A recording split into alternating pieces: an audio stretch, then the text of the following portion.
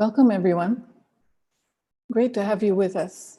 My name is Bernice, and I am the host for this book launch. A shout out to all of you who are watching us on YouTube. And on behalf of Graceworks, I'd like to thank you for joining us. I remember in 1992, Queen Elizabeth of the UK said that it was really annus horribilis for her and her family that year. Because so many things went wrong in her family. I think we can echo what she said, except this time, in 2020, it'll probably go down as annus horribilis for the whole wide world. Perhaps you're with us right now because your life fell apart this year. Maybe you're in a well, a deep well, and you don't know how to get out. I don't think any one of us has been untouched by the pandemic and the lockdowns, and some of us in the other countries are still going through really tough times. But I think it's also true that a burden shared is a burden halved. And I can personally testify to that because it's happened for me. So I hope this book launch and the book will not just introduce you to an amazing man, but together we will all help you to see that your burden can and should be shared. Let me tell you a little bit about our author, Mak Kean Loong. I'll try to my best not to make him want to kill me for saying all the things I'm going to say. But in late 2018, I was looking for contributors to a book project that we were doing on mental health. So a mutual friend realized that she knew someone who was a writer, who is a writer, and who had a blog, as you can see on your screen. So I got in touch with him. I checked out his blog, and I really liked what I saw there.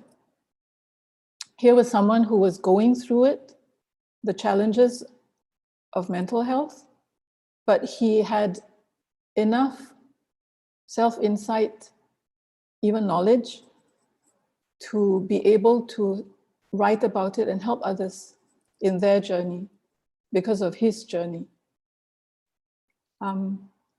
So he was telling his readers what it's like from the inside out. And that's what this book does as well. So then as I read more, I realized that he also had a website where he did comics. And his humor is quite amazing. I like it because I like dry and wry humor. So this really resonated with me. And so I got in touch with him and I asked him if he would consider letting us publish him. And so we have today. I would like to tell you a bit more about Mak. Okay, I'll be honest, and I'm reading from his bio in the book. Mak used to talk to computers and people until depression darkened his world in 2017. Now he talks to people about what it means to live with depression in the hopes that more people will hurt less. He lives with his wife, 2 sons, and 2 guinea pig daughters.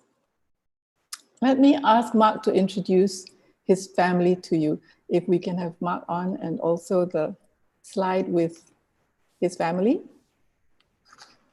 Well, first of all, thank you for this chance to talk about myself, talk about what I've been through, and talk about the book. And on the left, you see me and my wife, Pei Xing. She's a wonderful baker, wife, mother, caregiver, and we've been married since '04. You do the maths. I'm lazy to do the maths, Clay. And yeah, she clung on tighter the moment she realized I have depression, and she's never let go. And I'm very thankful for that. Middle picture is my two kids. The elder one is Manju. He's in Sec 1 this year. He's 13 this year. And Manchong is 2 years younger than him. And you've got my guinea pigs. We got them in October 2017. There's Heart on the right. She's the white one. And the brown one is Soul. And Heart and Soul really helped me a lot whenever I can't talk, or when sometimes the struggle is just too painful to carry on. And then they just help by being there. Yeah.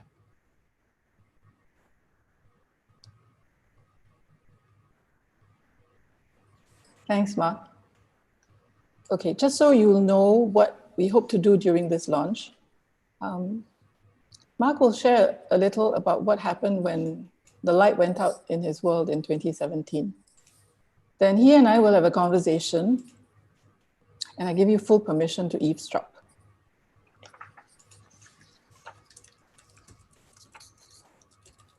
Oh, and by the way, we will also have a book giveaway at the end of this launch. So do stay with us to the end, and we'll let you know how you can win a free copy of Depressed Dave.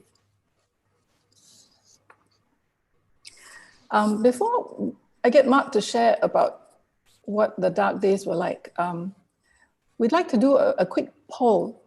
It'll give us a better understanding of how you're doing at this time. Over to you, Mak.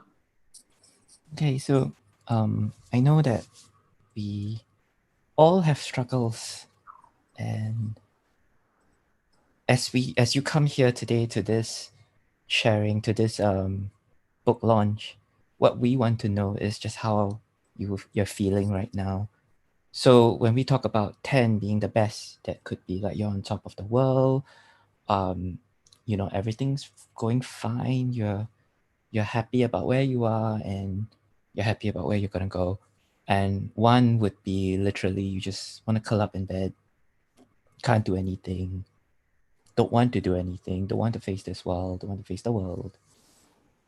Just let us know how you feel, so that as we share, as I share my journey, if I can help a little bit to speak to what you're struggling with, that might be helpful.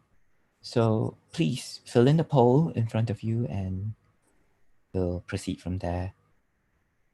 You can be as honest or not as you want to be. There's no right or wrong for this one.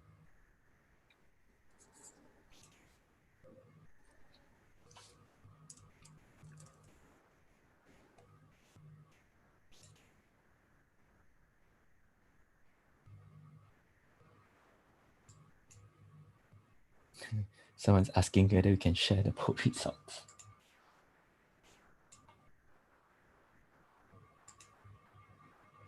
Your answers are also anonymous, so you don't have to worry about people knowing how you're feeling.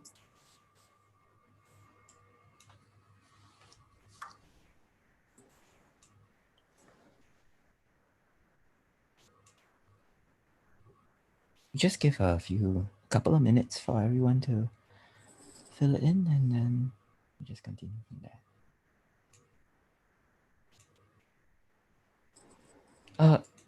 Do you all see the poll, or are some of you not able to see the poll right now? So if you're on YouTube, there's no poll, that's for sure. Oh, they don't see the poll.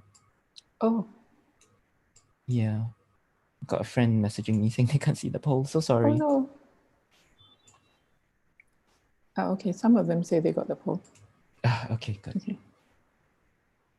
Yeah, some can't see, some can see. Is there anything that they have to do to see it?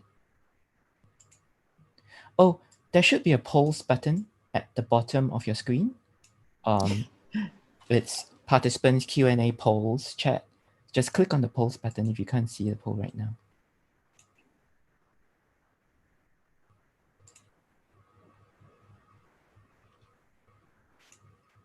Oh, oh, no pull button. So sorry. Well, okay, doesn't matter. I think some of you can see it. Some of you can't see it. Yeah, it might be a device thing. We're really sorry for that.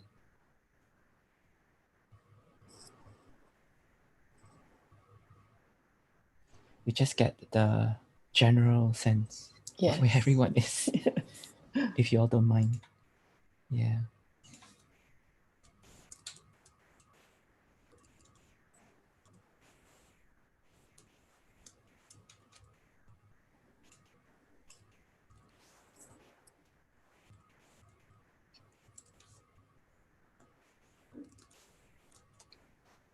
Yep. Okay. That's So shall we close the poll and check the results? Yeah. There are a few threes, fours, fives, and six. Most of you are at a 7. One of you is feeling really good, and I'm very thankful for that. Yeah. COVID has not been easy for everyone. And all I can say is that however you're feeling, if especially for 5 and below, it's okay. If I were to rate myself, I would be a 2 or a 3 right now too. So you're not alone, and that's fine. It's just not been easy. And that's part of what I want the book to tell others too. So, yeah. Mark, maybe you can go on to share a bit about those dark days. I think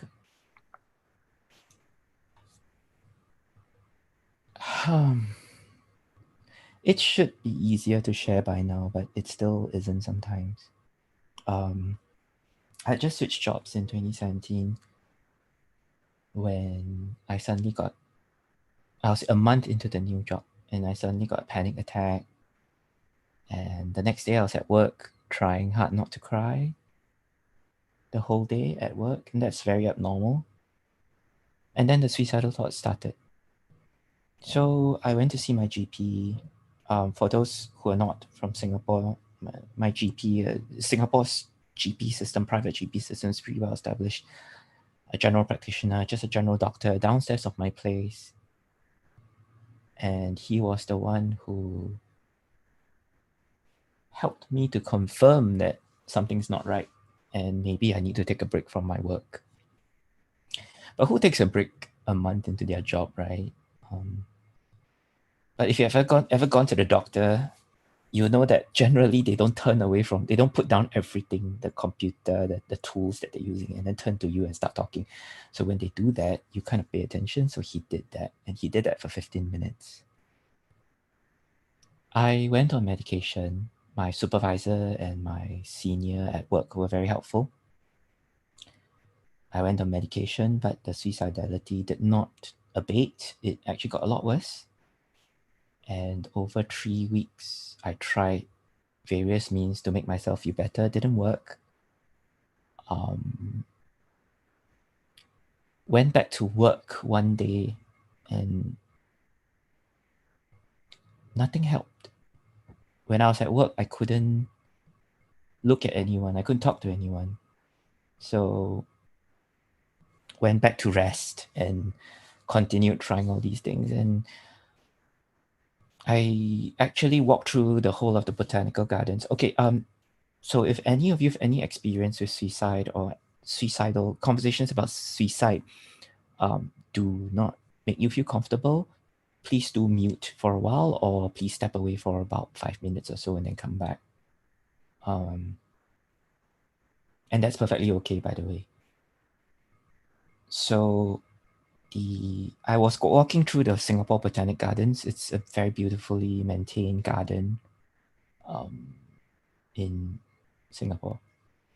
And I was looking for a way to end things, and the only thing that held me back was it's going to be messy for the gardeners.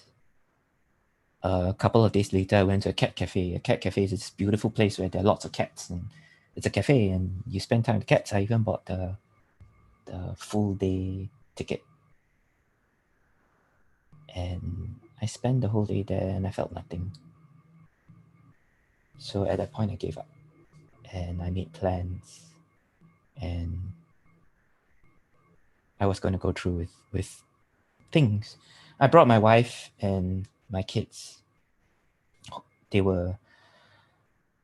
was in 2017, out for one good meal. And then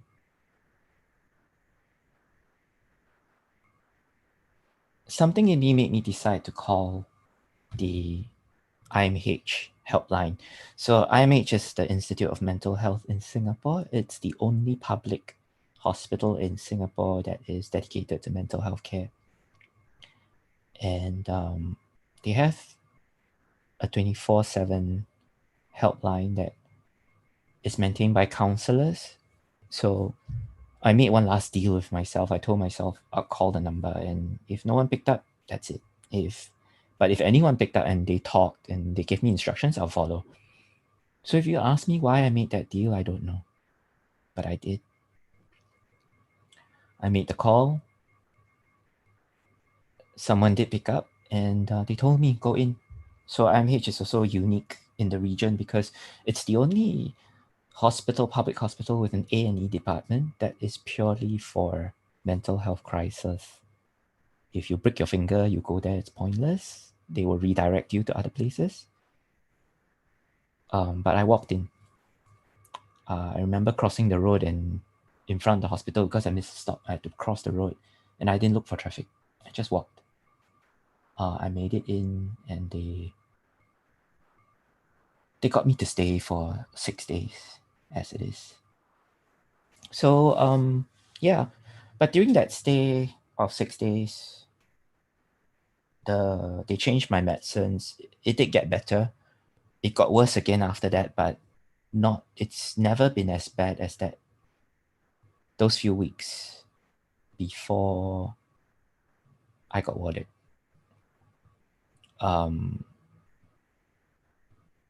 But when I was in there, I decided that, as y'all can tell, I'm very long-winded in Singlish. I'm very lost. I might as well use my words for something. So I decided I'd write, and I still have a notebook with all my notes inside, and I set up the blog. But comics are different. Comics are lighter. You see words, sometimes you see especially a wall of text. It's very scary. So I decided maybe I'll try comics, and since I had the equipment for it, I just tried drawing digitally and everything, and that happened. And then after a while, I decided to try to combine both of them because, some people don't like the internet. And webcomics, after all, there's still a stigma against webcomics themselves. So I thought, why not try putting up a manuscript that would combine the both of them?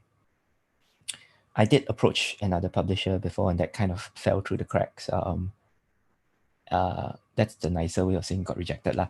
And but then when Graceworks took it on, let's just say that the original manuscript and what you see now is quite different. So they really helped me to put this forward and to collate everything into a more coherent narrative. So I'm very thankful for that. So that's my story. I'm still in recovery. I'm still on medication. I'm still in therapy. And the fight continues, even right now, even right this minute, to not curl up and disappear. I mean, everyone's put in all this hard work. I can't do that right now, but it is still tempting. I must say that. Yeah. Thanks, Mak, for your honest sharing. I was wondering what motivated you to actually start that blog? And how did you feel while you were doing that? Two reasons. One, as I mentioned, when I was in there, I thought I'm so lost, so I might as well use it. I realized a lot of patients with conditions and not just depression.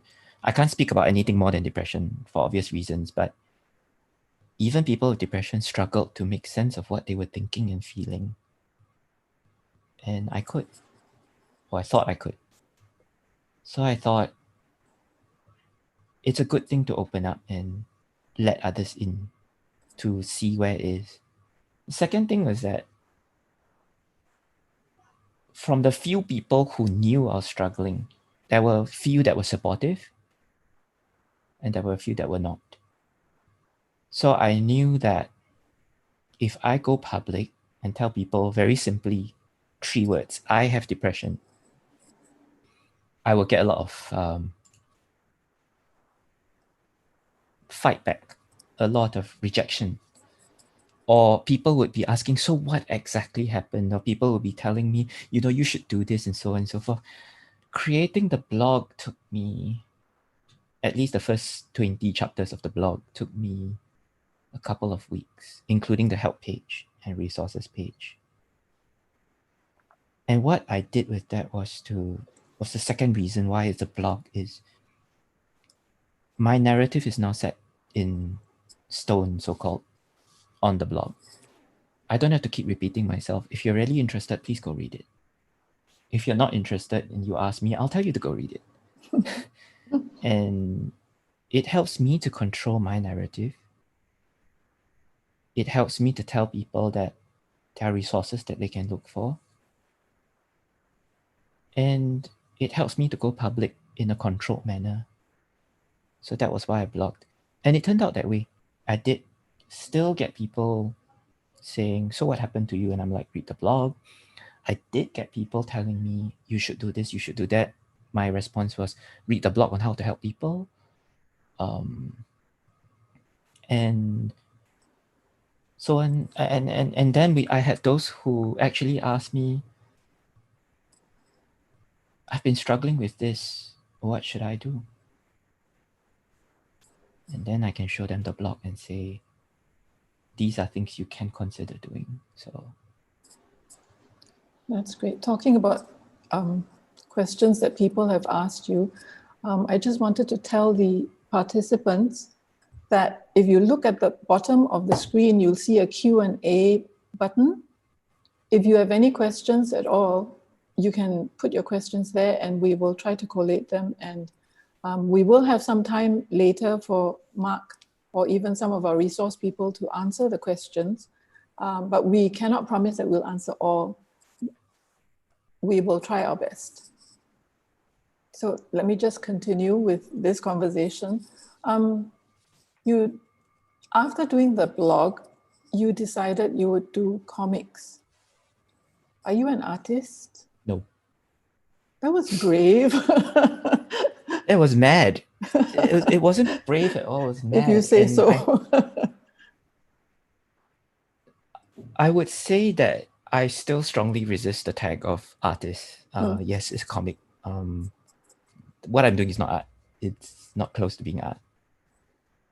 It's way better than what I can do. Anyway, that's a Yeah, different well, story. but I gave up on by lowering my own expectations of myself and just not focusing on the art side. I actually could do it. My characters are 70% anatomically correct. But if you measure the arms and legs, confirm is out of scope. They are all over the place. And I have a reason for that. I have to make sure that whatever I do, I give myself very low-hanging targets, very simple goals to reach. I became very aware that the more I give myself high targets or goals, if I get discouraged, the less I want to step in. Dave became something that I could continually go back to, so that helped a lot. Yeah.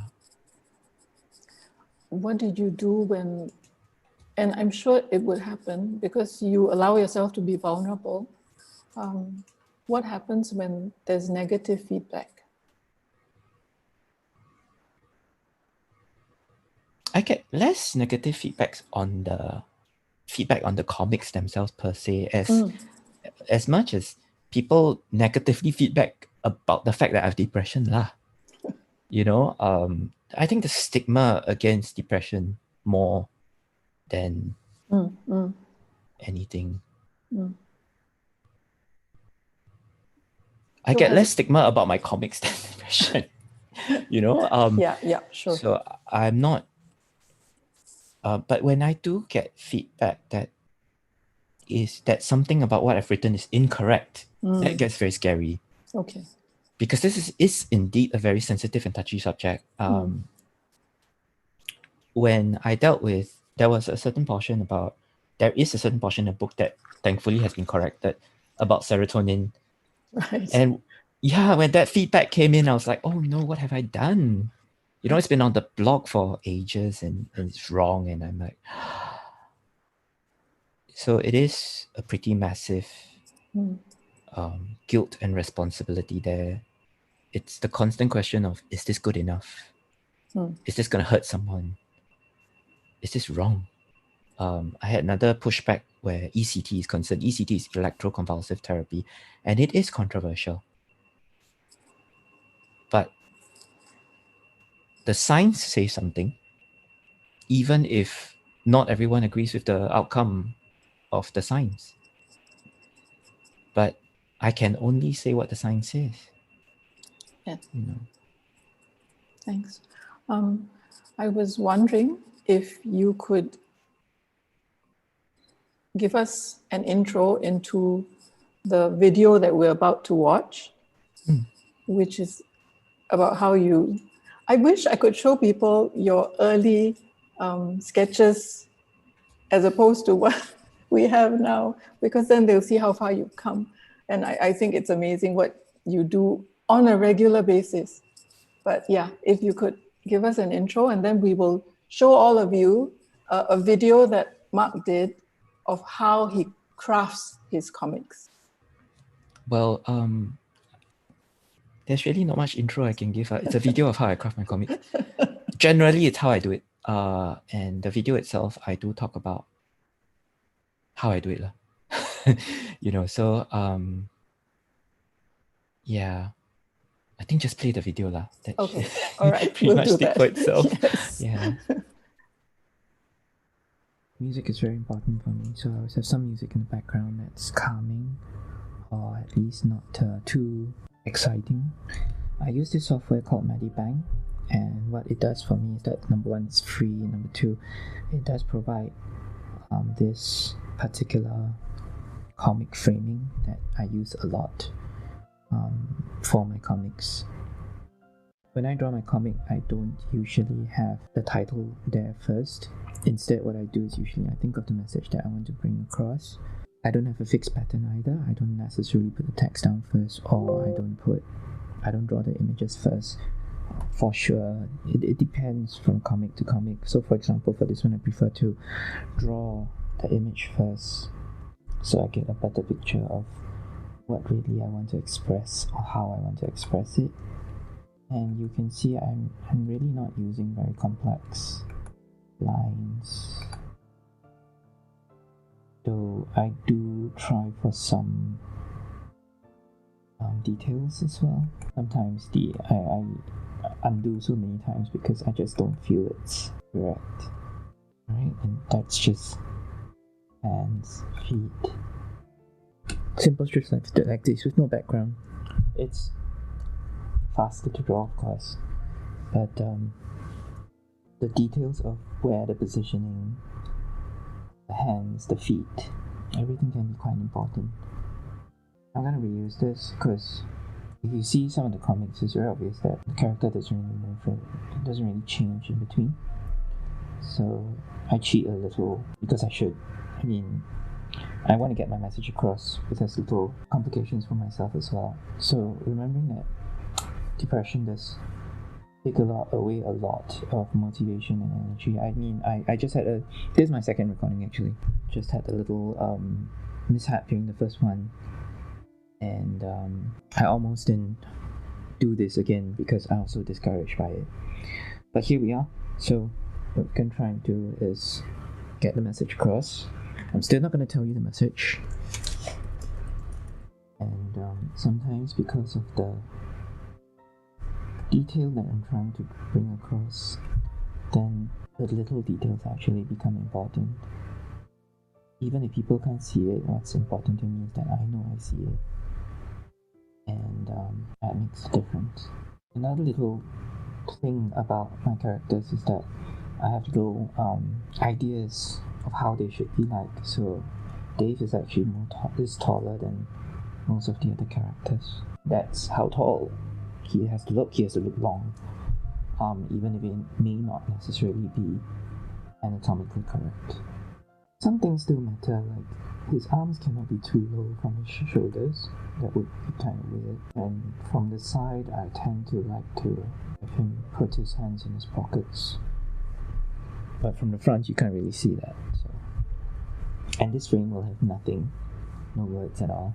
And we're gonna copy and paste one last time because most of the body won't change. And we're almost done. We're gonna do this in this frame.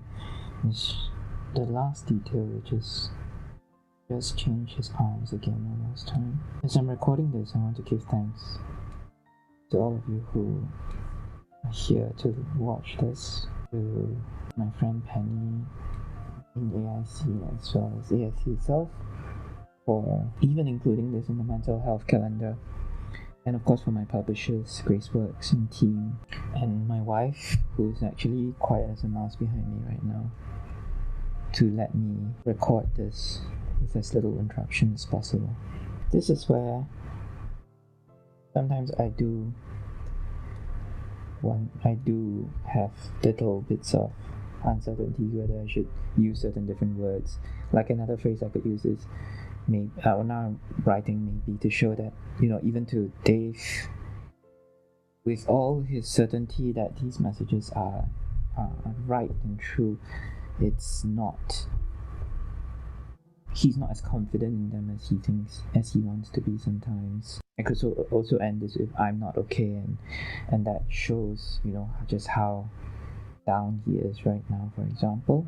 So it really depends on the message, and that's it for, that's a single comic with a message of how uncertain these messages can be, even for people struggling with the condition. Then usually I will finish off by putting in my name,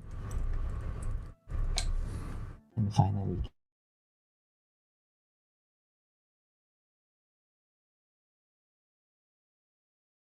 a good title. You come up with funny, weird titles that don't always make sense, but that's just me. And that's it. That's a strip done. This gets exported as an image that goes onto the website. There's really not much other detail to share about the comic process. The words here, for example, sometimes just a little bit of change can mean so much, and that's how far it goes. And then sometimes what happens is, if I show you as you can see, there's a whole chain of them. I'm going to close this project and show you a past project, just to give you an idea. Like some of the older ones, you can see that there's a whole chain of comics.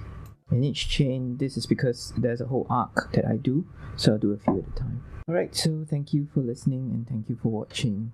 I hope it's been informative on how I do the comic. Thank you.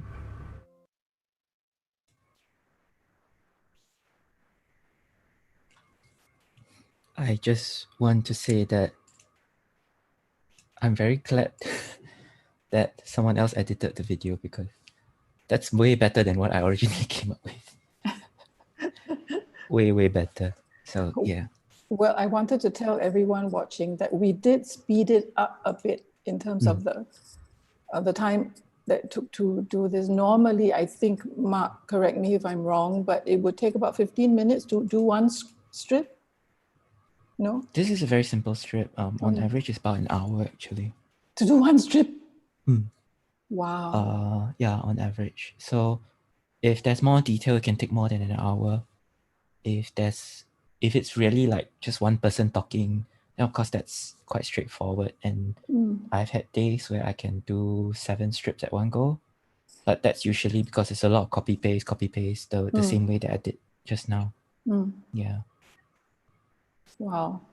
Yeah. We've had quite a few people writing in to thank you for what you've done, for your courage. And there are those who have read your blogs and they're very encouraged and, and say that it helps many. We'll share this with you later, Mark. But in the meantime, I mean, that's a long list. So, okay, I'll just read one who said, "Your narrative rescues me so profoundly by feeding the words to me that I could never have come up with for what's happening to me and even to how I'm feeling. Thank you." I know who wrote that. And I'll talk to her later about it. Okay. But thank it's you. Making thank you me, very much. Thank you yes. very much for that. Yeah. Let me have a look at some of the questions that have been asked. So when you tell people I have depression, how should the listener respond or even support you? And I think this is a good question because for many of us who are wanting to help, very often we don't know how. I think first and foremost,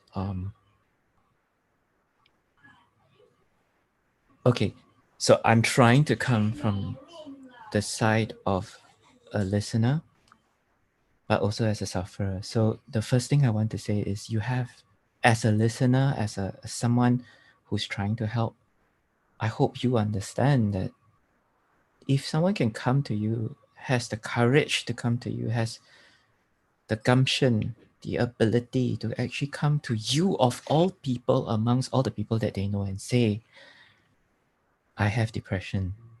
First of all, you have to understand just how much it took for the person to say that. To give you an example, when was the last time that you dare to tell someone in public, I'm not feeling so good today? We don't. Right? In this society, and not just Singapore, okay? I know a lot of people like to lambast Singapore and how fast it is and everything. It doesn't matter where you're from. It's just not an acceptable thing to go out there and say, I'm not feeling good. I feel terrible. Because most of the time people will tell you, there's no need to feel terrible. You know, that's the look. I think the worst one I've heard is look at the kids in Ethiopia lah. Right?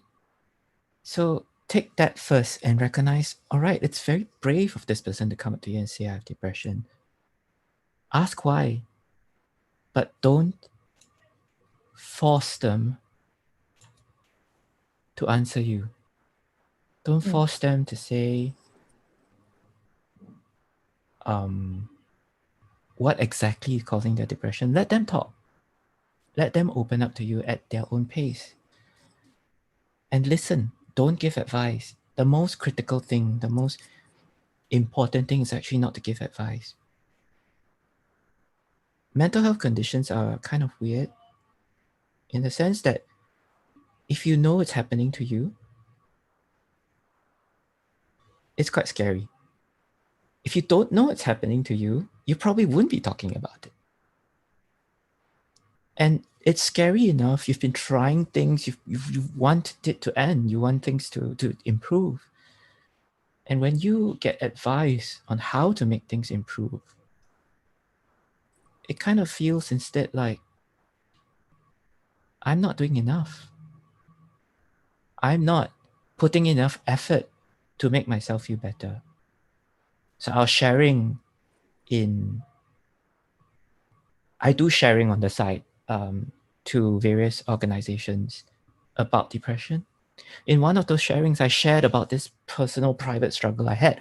I actually opened up about it to that group because it's specific and important to that group to know about this kind of struggle.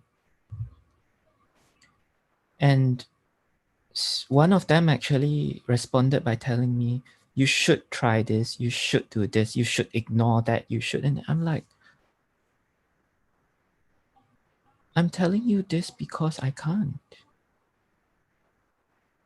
You telling me that I should do this, should do that. I can't do this or do that. I can't ignore. I can't put it away. That's why I have depression. So if you're telling me that I should do these things so that I don't have depression, then it's not my fault that I have depression because I didn't do it. So don't give advice. You can give practical advice. For example, if someone has depression and says, I can't eat, you can give practical advice. I know you like kway chap. Can I suggest that I order kway chap for you? That's practical help as well, right? Someone can't sleep. Have you tried melatonin? Have you talked to your doctor about melatonin? For example, I'm not recommending melatonin, okay? I'm not a pharmaceutical person. But, things like that, yes. But don't give advice like you should do this. If you are able to do this, it will be better for you. Come on, seriously, nobody wants to be in that state. So don't tell me what I should and shouldn't do because you're just telling me I'm not enough. I'm not doing enough. Yeah. Thanks, Mak. Following on this question, sometimes when we're talking to someone who is not feeling too good, and there's a pause in the conversation, I think for the person who's talking to you, there's a lot of discomfort because usually we don't know how to cope with the silence. What would you suggest they do if you are silent? They just keep quiet lah. Well, that's the first time I heard this question, so that's why you see me pause a while. Okay. And it's a good question. To be very honest, I will have to ask that the listener be uncomfortable, stay uncomfortable, Yep. and stay silent. Okay. Yeah. If you really feel that there is a need to, you can ask, is there something else you want to say? For example, you can, okay, COVID now cannot lah, but if you are with the person, right, if you can put an arm around their shoulder, that kind of thing. Thanks. Yeah, so, but I think sometimes silence is needed. Yes. And I would suggest silence still. Thank you. I agree. It's just that, we often feel we have to have solutions for you. So we all have to learn to be silent. I'll say it this way, okay? Yeah. You see me like this, right? I've worked with my therapist for 2.5 to 3 years. I'm still figuring things out. Sure. In one conversation, you think you can solve my problems, you can solve me. I'm not sure I want to know you. Put it that way. Yeah. And it's the same for people struggling these things. Thank you. Yeah. I'm going to jump to a question from a caregiver. The person says, how do I encourage my spouse, who is a retiree with few friends, who refuses to continue with his treatment? He got better, not completely well, but got worse during this crisis. Yeah. That's a really tough one, and I really feel for you.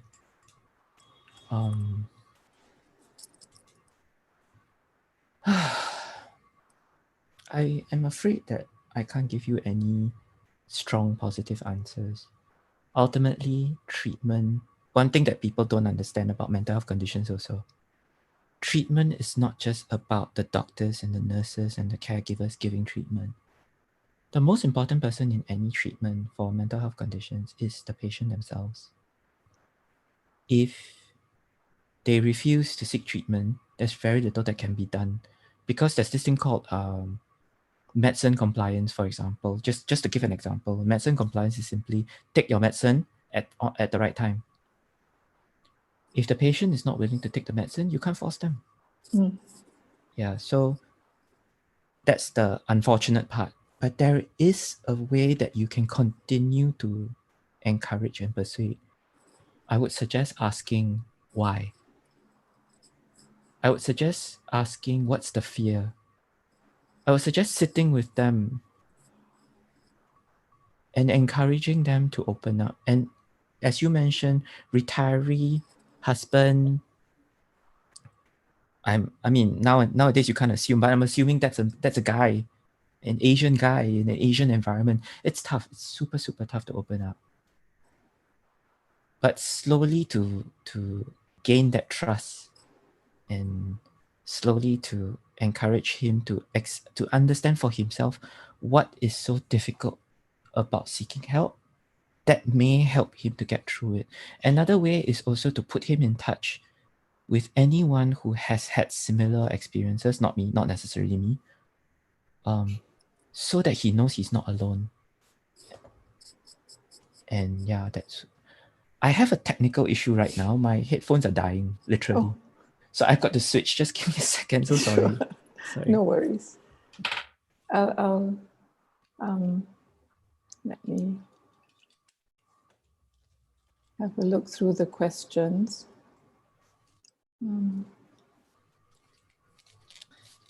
Someone says that I love reading your comic and the insight you provide to depression. Thank you. Where do you get inspiration for your comic strips, and how do you determine when an idea becomes a comic strip? The inspiration is very much whatever's going on in my life at that point that I'm struggling with most of the time. There are some things that I see as burning issues.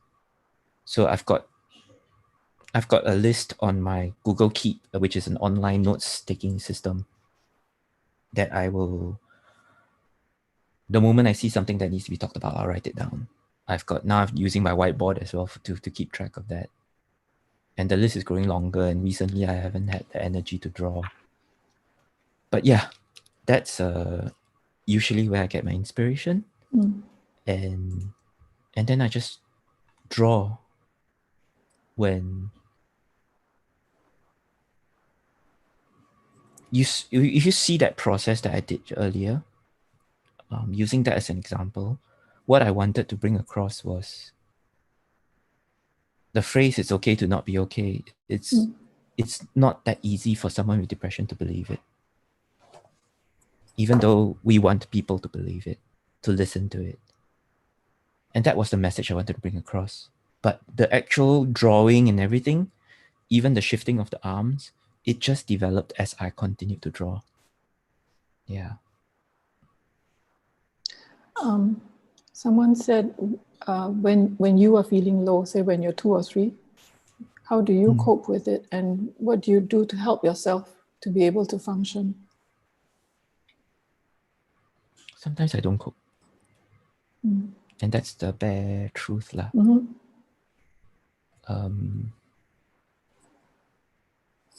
Sometimes I think, was it 2 days ago?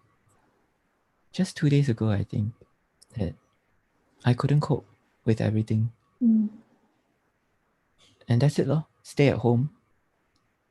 Order food home. Make sure I'm safe. Stay safe. Make sure I'm fed so my wife doesn't worry as much. And that's it. And I have come to learn to have to try to accept that that's okay. Then there are other times I go for walks, even though I don't feel like it. I sometimes draw, but that's a bit rarer now, because there's always this I'm not good enough in my head. So I think we have to come to accept sometimes that we can't function because we're feeling so down. So we don't. And we let ourselves go, rest. Okay, don't talk about danger. That means putting ourselves in danger is a completely different ballgame here. I'm just talking about you feel tired, you feel down, you feel crappy. It's okay to feel crappy. It's okay to feel down. Why must it? The moment you feel down, I've got to be up. You know, it's seriously, it's one of the things I still feel guilty about. It's one of the things I still struggle with, but it is the best way forward for me to recover whenever I feel down, which is to let myself feel down and to remember that an hour later, tomorrow, maybe I'll do better. Yeah. Well, kind of related to this, I guess, somebody asked, does having a pet help you to stay positive? No. Sometimes, honestly, I wake up in the morning and I'm like, I've got to clean guinea pig poo again. Pets don't necessarily help me to stay positive, but they help me to stay present. What do I mean? Trauma, a lot of trauma and a lot of depression, mental health conditions, where your brain is literally flitting from thought to thought, negative thought to negative thought, anger, guilt, everything. It's all vested in two things. The first is the past, what happened to you that caused this pain. And the second is the future, what is going to happen in the future that will cause you pain, for example. It's a bit more complex than that, but I think that's as simple as I can put it. But a pet doesn't care about all that. Whether it's a cat or a dog, or cats and dogs are better in that sense some more, because they actually do seem to know, well, some of them can't care less, but some of them do seem to know when you're going down. Right? And they approach you and support you. My guinea pigs don't. They only want food. But because they only want food, and they literally only shove their face into my hand, into my legs, if I've got food. You can't run away from that. And if you can't run away from that, you can't go to the past. You can't stay in the future. You're brought back here right now, right this present. And it helps you to refocus again and say, okay, I've got to do what's in front of me first. And then, we'll move on from there. Yeah.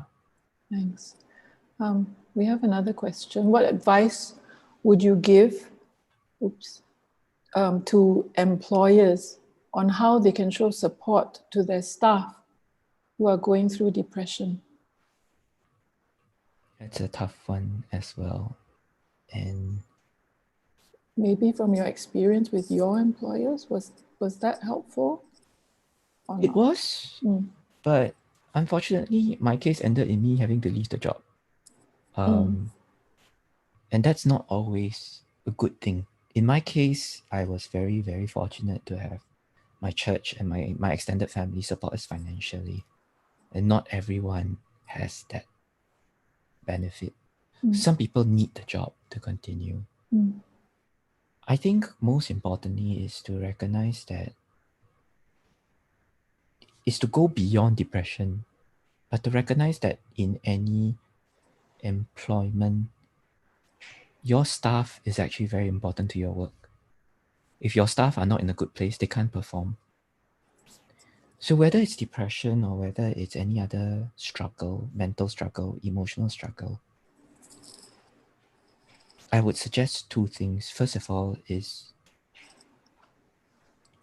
to allow the staff time off, and not to penalize them in any way for needing time off, for burnout, for depression, for any mental health care. Unfortunately, I can't say more than that because it differs from employer to employer, how close you are to your staff, right? If you're close to them, be a friend to them. If you're not close to them, at the very least, if they need that leave, let them take the leave. If they need to arrange for time off, work with them to balance in some extra time if you need to, but And then there's the second thing, which is going back to just basically being a simple human being, which is to listen to them and not dismiss them straight out as, oh, you're being lazy. if your work, for example, does suffer because of your struggles, yeah lah, performance is down lah, but doesn't mean the person is a bad person, right? It's tough lah, I would say, to deal with this balance. You can always suggest that employers have more resources open, like visiting a psychiatrist would be the same as visiting a doctor, covered by any form of insurance, or can claim, things like that. Definitely what TAFEP is doing, removing all the pre-employment questions about whether you have a mental health condition, that's helpful. So there's no stigma. But overall, it's not just about the employer, but the colleagues as well lah. And that's a whole stigma question already. Yeah. Okay, So I'm sorry, it's not a very complete answer, but it's a very tough thing to deal with. Yeah. And also because you can't speak for the employers. So I appreciate that. I'm also quite aware that you might get tired with answering all these questions. So I'm just going to do one more. But let me just tell the attendees that we will not just file away your questions. We will actually forward them to Mak, and then he will answer those that he hasn't been able to answer in the course of this particular book launch. So one more, and I think this would be helpful for others as well. When I have my episodes, I will scream and shout and even push my child away. How do I explain to my young children, K2 to P3, that I have depression in a way that they can understand it?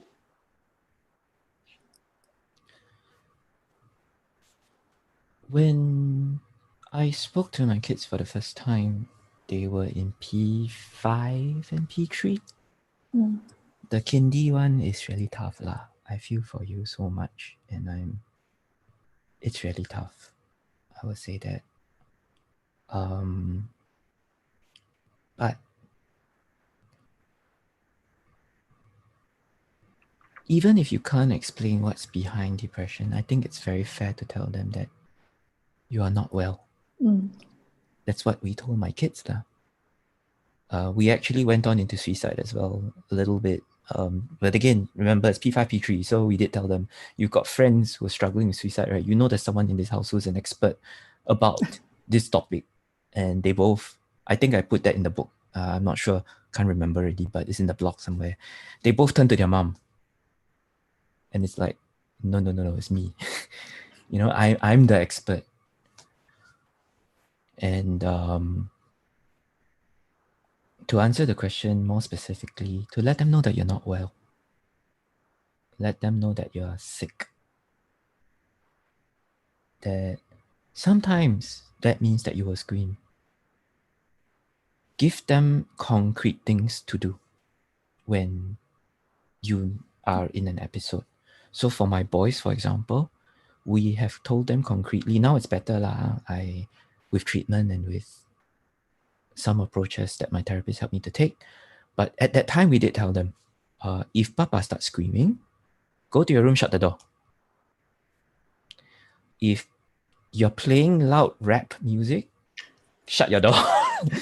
You know, something, it sounds funny, but it's as simple as that. Simple, concrete things to do.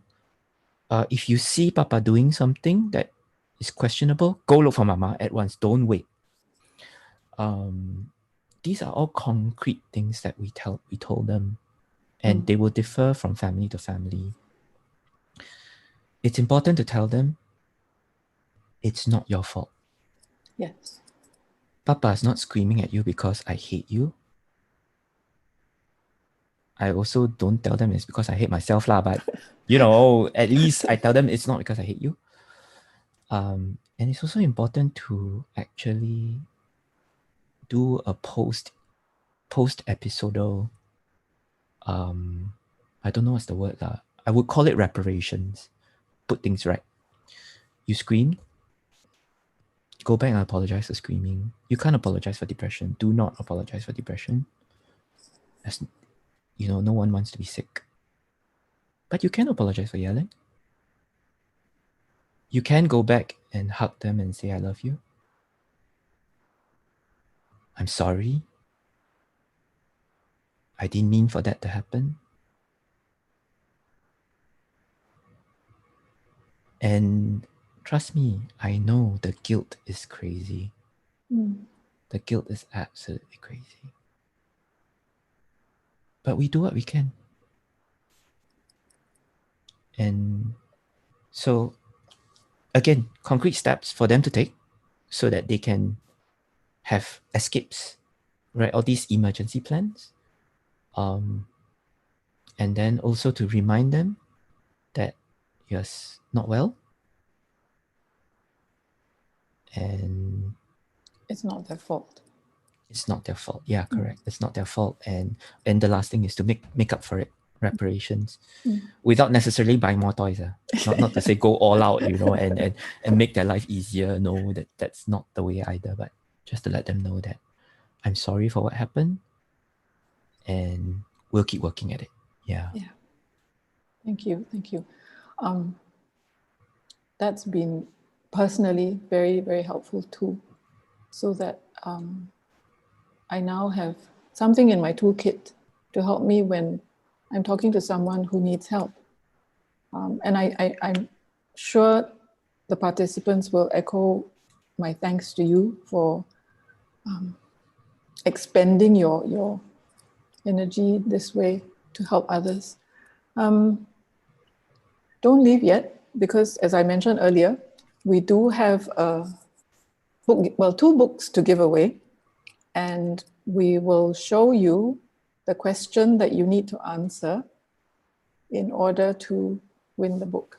But if there are, okay, so if there are more than 2 correct answers, we will tikam. Okay, sorry for those overseas. Don't give the answers in the chat. SMS the answer. Yeah. You need to SMS your answer to that phone number, because if you put it in the chat, everybody else can see. So, yeah. What are the names of Mak's 2 guinea pigs? Oh, I just want to answer one question quickly also. Yes. Any plan to draw cartoons about my pet? No. Yeah. Let's just say that my comic is very much about depression and very much about depressing life. The number to SMS to is on screen. Yeah. Right now, I'll just help to copy that to chat. 9437 9192. Yeah. Yeah. Oh, I guess wait. Maybe. Sorry. Someone says it's not on screen. That's fine. Okay, yeah. Let me read the question again. What are the names of Mak's 2 guinea pigs? And you can SMS your answers to 9437 9192. Okay? We will pick the winners randomly, and we will contact you if you are the winner via your mobile number. Hence, you're needing to SMS your answers.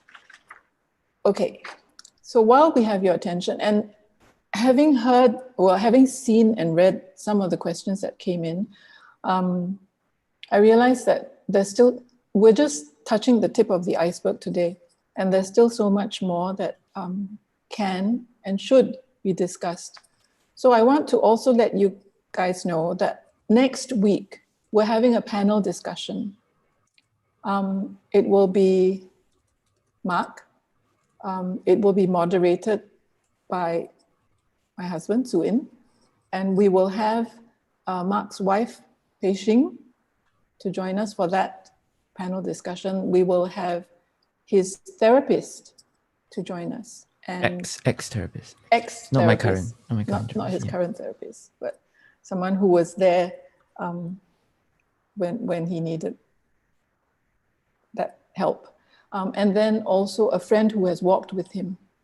So as you can see, it's quite a comprehensive group of people. The person who is grappling with the challenges, we have the people who surrounded him and helped him on his journey. So the details, okay, for those of you who can't see this, you can go to the Graceworks website and the details are there as well. I'll just give you quickly, next Saturday, 24th October, 4:30 again to 5:30 on Zoom.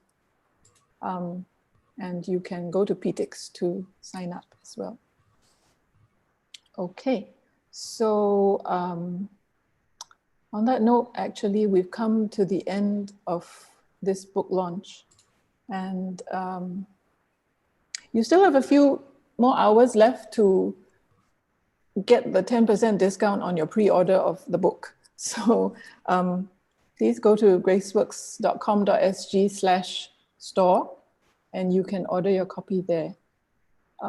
Many of you who are attending today have already done your pre-order, and thank you.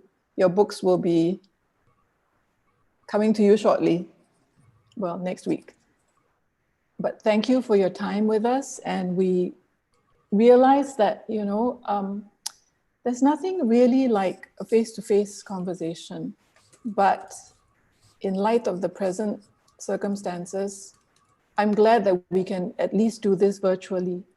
So on behalf of Graceworks, I want to thank you for joining us, and we hope to see you again next week. For those of you who do have some time now, we will continue to keep this open for another 15 minutes, and you can still stay on and ask your questions. Or those of you who haven't had your questions answered, we will try to answer some of them in the next 15 minutes. So for those, go ahead. Some of the questions I kind of answered in text. Oh, okay. Yeah, because they're quite straightforward. So yeah, I just answered straight away. Yeah.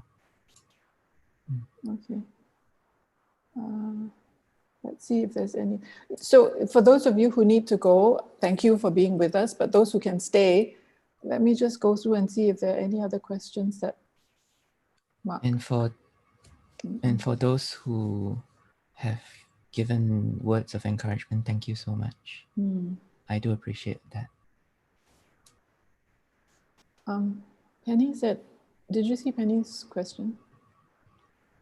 Which one? Sorry. Penny said, adding on to the earlier question about right. Yeah. employers, it's very difficult to tell bosses you're having one of those bad days and need to take leave. And the colleagues also feel resentful to cover your duties when you're down. And it's a very real situation. I think that's because people don't see mental health conditions as severely as, say, a physical illness. I mean, let's face it, you've got high fever, 41 degrees. People are still going to say, "What piang, you're just skiving." Right? Don't say mental health illness, because mental health, most people will be like, it's all in your head. It's your problem. Why has it become mine? So really, it's about managing stigma and trying to get people to understand that mental health conditions, depression, depressive symptoms are a big issue. Just to clarify, I'm Mak, not Dave. Dave is my character. Yeah. So I do keep getting that, and I'm fine with it. It's just humorous. Yes. I have to confess. I have to confess that I've done that in the office as well. So you can ask my colleagues. I've referred to you as Dave because we're working so much on the book, right? And it's all about depressed they're one and the days. same, right? Yes. No worries. No. Okay. Yeah. Then there was a question that I saw. I struggle so much to accept that I should not apologize for my lack of energy and life. Can you please share how you overcome and decide you need not apologize? I think when I decided to do the blog, I already decided that I cannot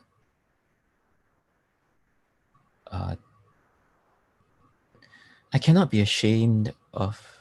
You can't come out and tell someone you have something and be ashamed of it at the same time. It's kind of like, it's not going to work. And what helped me to overcome that was because I see the need to tell others about it lah. But I'll be honest also and say that I still feel guilty for having depression.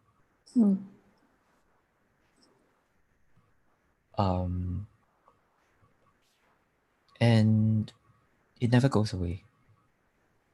Because I see my wife struggling to take care of me and the kids.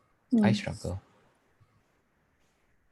I sometimes stay at home the whole day and people are out there slogging. You guys at Graceworks are working so hard. And I'm at home. What more can I say about the guilt that comes from that? You know, so yeah, it never really goes away. But at the same time, it's important to remember that depression is an illness.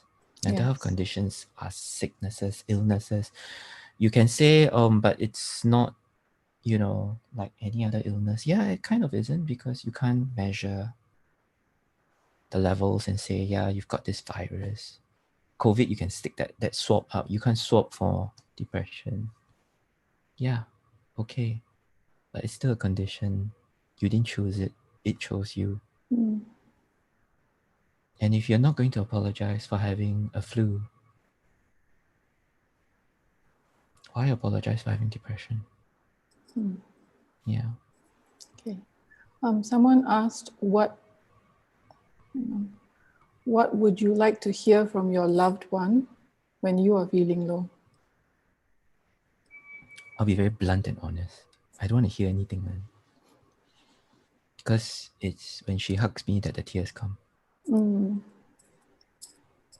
Sorry, that's a bit too, you know, I know a lot of people don't have the kind of blessings that I have.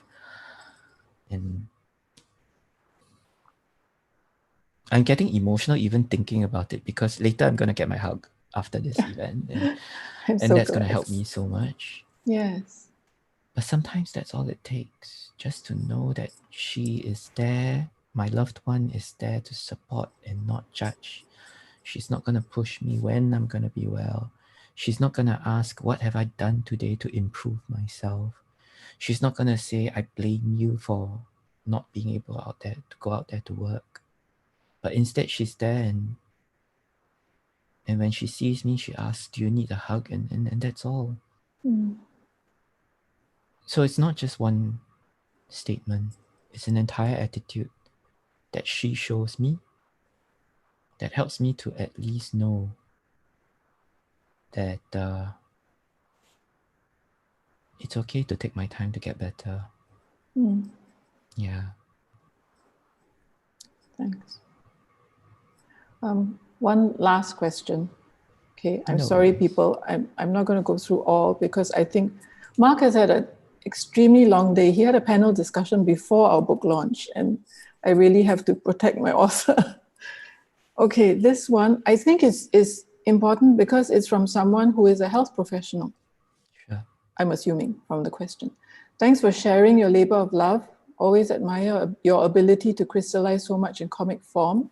From your experience, how can mental health professionals do better in helping our patients?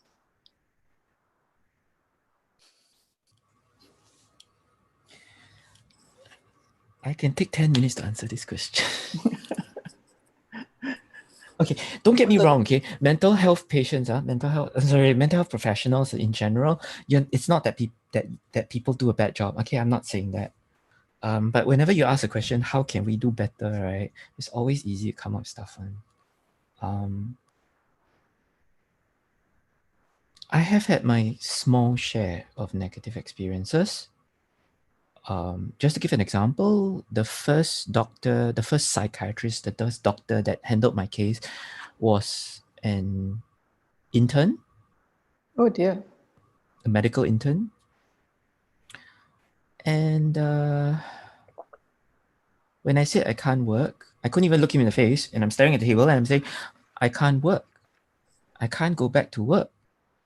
And he can't give me hospitalization leave because he's an intern. He doesn't have the authority. And his only response was, is it because you can't concentrate? Well, I can't give you the leave anyway. I crashed. And it took my wife and my case manager and a unrelated doctor friend who got a friend inside, to actually go and push the case and everything before someone actually pointed out, hey, I'm actually struggling very badly.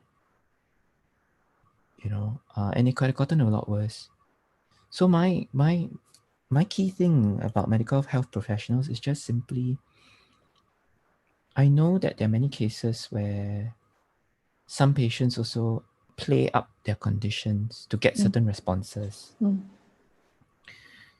But on the off chance that some of them aren't, it would be nice to be heard.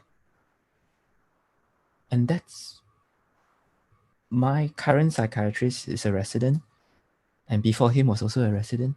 And that was the best thing that they did for me. And every time I step out, before I step out, I'll say, thank you for listening. Because being heard lets me know that my care, my health care is being taken care of properly. And that helps me so much. See? I also have younger friends who've gone for therapy. And younger friends, when I say younger, I mean like really younger, like 20, 18, 16.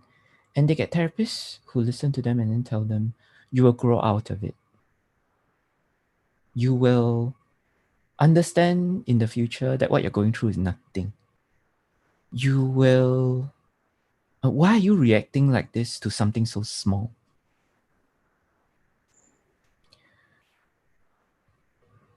So I would like to speak out, especially for these youth in general. Like, whether you're a school counselor or whether you are a doctor or whether you are an actual therapist, if you say something like that, the poor teenager is basically being told, your problem is not a problem, why are you suicidal? So it's still the same message. Hear, listen. Their problem may seem small to you as a medical health professional. So what? It's big to them.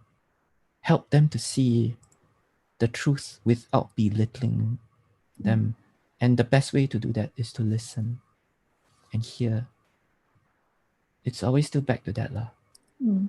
Yeah. Thank you. I know there are people with more questions, so we're going to share on the screen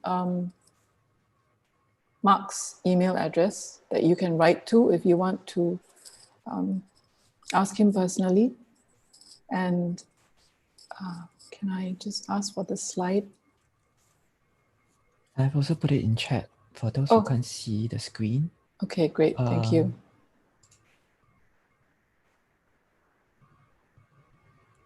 Sorry, I think Sean is posting this Telegram link.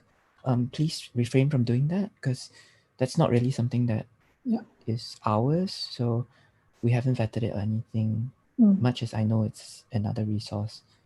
So it's not in any way sanctioned by Graceworks or me, just to be clear. Thank you. Yeah, so Mark has put in the chat group his email address, and you can write to Graceworks as well at inquiries@graceworks.com.sg. So it just leaves me to thank all of you, and especially to Mark for sharing your life with us. And don't forget, next week there's a panel discussion. You can join us again and find out more. Thank you, everyone.